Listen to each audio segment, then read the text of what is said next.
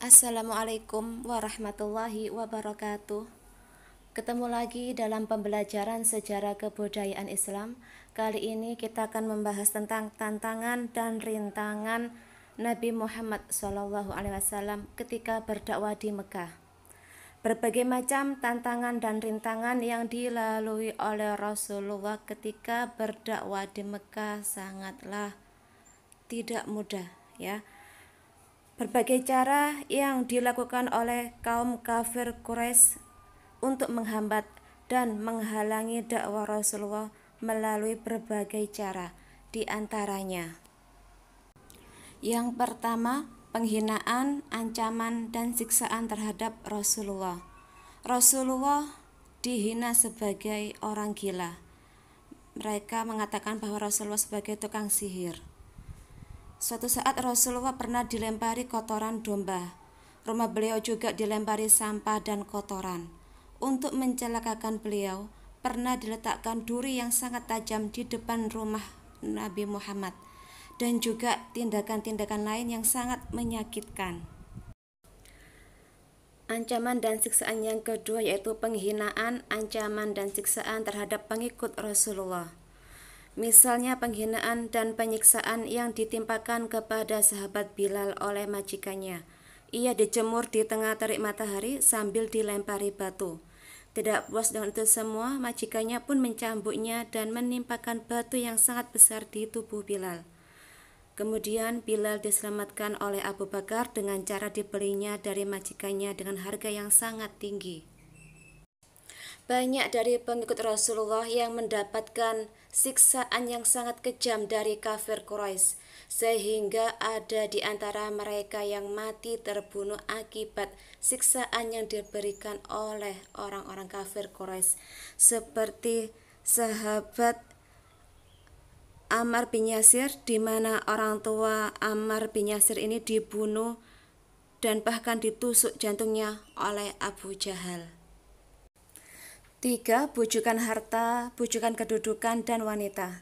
Langkah ini dilakukan oleh kafir Quraisy dengan mengutus Utbah bin Rabi'ah untuk membujuk Rasulullah. Dengan harta, dengan janji berapapun Nabi meminta maka akan diberikan.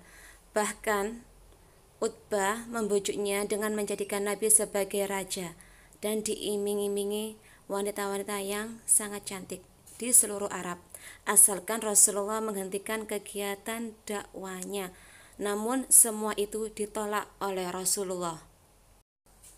Yang keempat, membujuk Nabi Muhammad untuk bertukar sesembahan, di mana kafir Quraisy menawarkan kepada Nabi untuk saling bertukar sesembahan, di mana mereka meminta Nabi Muhammad untuk menyembah Tuhan-Tuhan berhala mereka dalam beberapa hari, dan kemudian mereka bersedia menyembah Allah.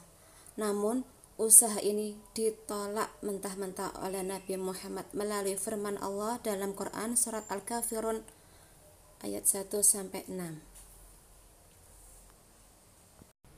Yang kelima, membujuk dan memprovokasi Abu Thalib. Tindakan kafir Quraisy untuk mencegah Nabi Muhammad menghentikan dakwahnya selalu gagal, sehingga kafir Quraisy berusaha mempengaruhi dan membujuk Abu Thalib, paman Rasulullah, supaya Rasulullah menghentikan dakwahnya. Namun hal ini ditolak oleh Abu Thalib. 6. Menghasut masyarakat Mekah.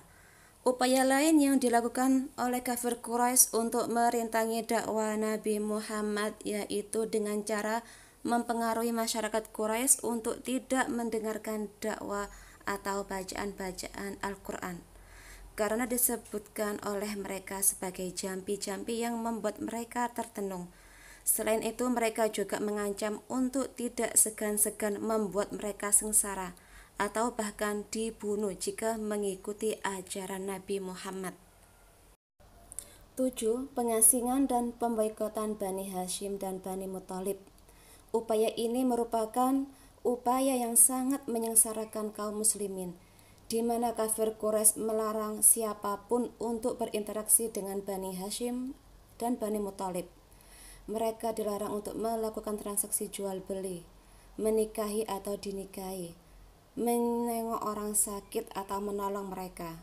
Dan pemboikotan ini ditulis dalam selembar pengumuman yang ditempelkan di gerbang masuk Ka'bah, sehingga semua orang tahu dengan ancaman berat bagi mereka yang melanggarnya.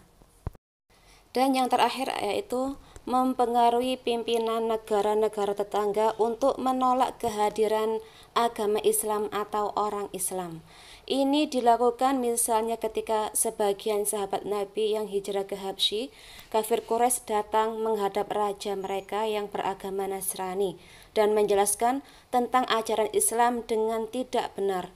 Namun, ketika dikonfrontir dengan umat Islam yang dijurubicarai oleh Ja'far, akhirnya mereka kalah dan Raja Habsyi memberikan jaminan keamanan kepada umat Islam untuk hidup tentram di negaranya. Nah, sekarang kita akan membahas tentang modal kesuksesan Nabi Muhammad SAW dalam berdakwah di Mekah. Nabi Muhammad mengembangkan dakwanya di Mekah dengan segala tantangan dan ancaman dari masyarakat Quraisy. Tantangan tersebut tidak menghalangi beliau untuk menghentikan dakwanya. Perjuangannya terus dilakukan sehingga pengikutnya terus bertambah. Keberhasilan tersebut tidak lepas dari karakter atau sifat yang dimiliki oleh Nabi Muhammad SAW. Dan karakter-karakter tersebut antara lain: yang pertama, sabar. Nabi Muhammad memiliki kesabaran dalam menghadapi ancaman, tantangan, hambatan, dan gangguan baik dari keluarga maupun masyarakat Mekah. Sikap sabar menjadi modal utama Nabi Muhammad untuk terus berdakwah dan tidak pernah putus asa. Yang kedua, kegigihan dan keuletan. Nabi Muhammad memiliki kegigihan dan keuletan dalam menyebarkan Islam, baik kepada keluarga maupun masyarakat Mekah. Kegigihan dan keuletan menghadapi segala rintangan yang dihadapi. Yang ketiga, berakidah yang benar dan kuat. Karakter ini menjadi modal utama dalam dakwah Nabi Muhammad. Beliau meyakini akan janji Allah Subhanahu wa Ta'ala. Beliau tidak pernah ragu akan janji Allah yang akan melindungi dakwanya. 4. Akhlak terpuji dan menjauhi kemungkaran. Nabi Muhammad sudah terkenal dengan sifat Al-Amin sebelum diangkat jadi Nabi dan Rasul.